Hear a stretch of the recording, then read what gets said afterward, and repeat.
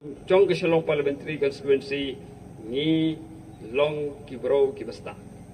Ngai kuplay Siburia ya ki nong song sinong jong Mawryngkneng constituency. Ngatap tangan tak kecing songo. Kaba ngada songo sisya. Na bara por bangisiang ikani ka party. Bun kibro kiba parlok jonga bro. Habang siang ka PPP. Hajaga ban ay sim kiar kiban. Yung to cai punya siang tu isu ay sim na no na punya position no. Imina election kempisa mi beat ni sian ne gyo. Kita kibro bakrian dengan kelong kum kimi ya.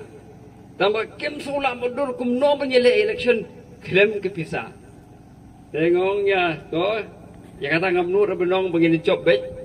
Tambah kadai ka jingket kli bat kadai ka kamram ko jong i kum kibro kibadon ke jingket kli ya ke jela.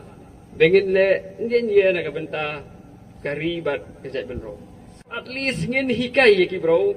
Balada kim kalam ta suniam ro at least hadin san suniam sho suniam kanwan ke jingkala. Dendai ngada somo sibunia ya ka Mawryngkneng ka wina constituency ka ba hawana ningkong o usngong ki jingong ki bro kanika BPP ke Pyniaid yo bro bab ta magkrian nang krian.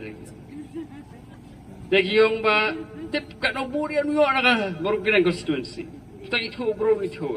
Dendai ngada sngong ngo ya ka Mawryngkneng constituency na mar kampet ya kani kampet ya kani kai nangano yung PBA ba kung manakanay ngahap ong yung atin na marwa manakanay ka jingkrian yung MDC yung ka Mawryngkneng constituency siya pang ka article 371 ka chings to na katakasur bu krian so syok masyit bahay so bang mahaban singap tang babaro kay babakalalud.